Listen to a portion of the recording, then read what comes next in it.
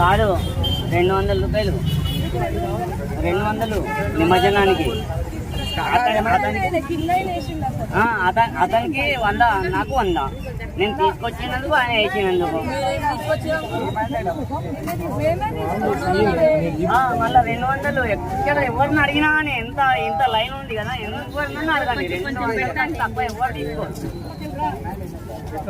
demand కాదు అది మీ వినాయకుడు